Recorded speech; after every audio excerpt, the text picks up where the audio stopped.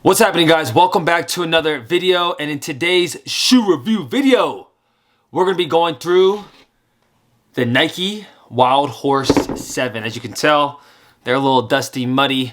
I've gotten some miles in these shoes, but let's get right into it. This is a neutral trail running shoe with mid-level cushion. It has an 8mm heel to toe drop. It comes in weighing at 12.8 ounces in a men's size 11, which is not the lightest shoe, but for a trail shoe, it's got a little cushion to it. The midsole is filled with that Nike React foam, which gives you guys a little bit of mixture of springiness as well as softness here in the shoe. The heel of the shoe is super cushiony and it is really thick here in that heel. So this is good for any heel strikers that might be in the trails or anyone that's going up some heavy inclines. The shoe itself is extremely breathable and durable. The outsole has a ton of different lugs that makes it a lot easier as you guys are climbing a mountain or hill, or as you guys are just on a different terrain if you guys need extra grip. When I first put the Wildhorses on, I did feel a ton of cushion here in the midsole. It is a comfortable feeling of a shoe. I think as you start to break the shoe in on your trails, or even if you guys are, using it on the road a little bit, you guys will feel that cushion here in that midsole. The React foam does give you a lot of cushion and springiness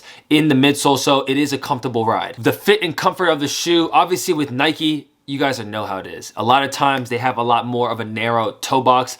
The Wildhorses are very comfortable. They fit true to size. I always get a size 11 and it fit here perfectly for me. I got no blisters. I've put about 100 miles here on these Wildhorses as I was training for my 100-mile ultra marathon at Grindstone, and the shoe itself gave me no blisters. I didn't really have to worry about any foot aches or anything of that sort. So comfort-wise, I was a big fan of the Wildhorses. With the thick heel counter, it definitely provides a lot of support here for the Achilles. So if you are a heel striker when you guys are on trails or even when you're on the road, this shoe might suit you best just because you're gonna have a little bit extra support here for your Achilles tendon, for your Achilles, and just the heel itself. It will be a lot more cushiony of a feeling as you guys are striking with the heel. Personally, I don't really strike with the heel, but even if you aren't a heel striker, the shoe is still a comfortable ride, and you do get a lot of springiness here from that React foam. The upper material is made out of a mesh material that is pretty breathable. I didn't have many issues, even on the hot days in the trails, of my feet overheating. I think Nike did a good job of having enough breathability through the lacing system as well as through that upper mesh, so your feet will not get too hot here on long, hot days on the trails. The durability on this shoe, I would guess right around 300, maybe 350 miles here on this shoe. Obviously with trail shoes, they tend to go a little bit quicker just because you're hitting a bunch of rocks and you're hitting different types of terrain, unlike a road shoe where it's a little bit more consistent and less variables. But I've already got 100 miles here on these shoes and they've been pretty durable up to this point, and I would say that I would probably get another 200, maybe 300 miles in this shoe. So let's talk about some pros and cons here of the shoe. I think one of the best things is that heel counter. It provides a ton of support here for the Achilles and the tendons here in the back of your foot, as well as because it's so thick, it actually keeps a lot of the dirt and different mud and rocks out of your foot, just because of how much room you have here in the heel. Some of the cons about this shoe is the traction when it was wet wasn't the best. I went on trail runs after it rained and it was a little bit muddy, rocks were still slick, and I did feel like I was sliding here and slipping on certain rocks. So I just had to, slow my tempo down a little bit more. I didn't have that feeling of like super grippiness here on the outsole. So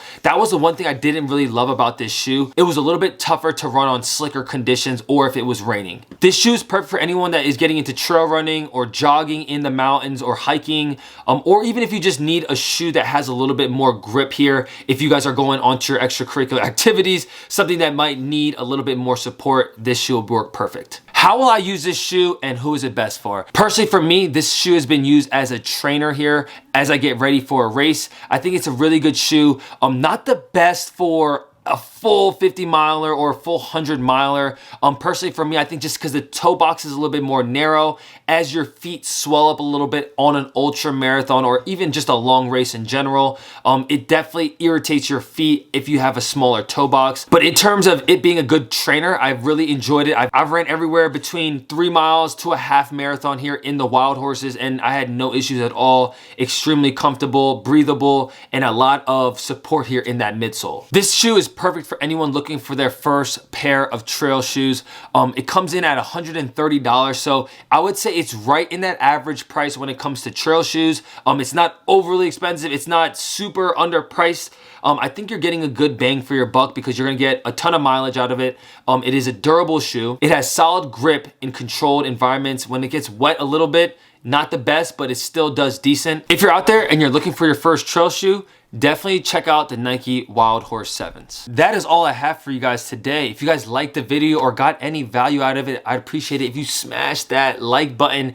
And if you're new to the community, once again, welcome. Make sure you guys hit that subscribe button so you guys get notified when I push out a video just like this one. And if you guys can, drop in the comments what shoe I should review next or what I should do in my next video. But until next time, I'll see y'all in the next one.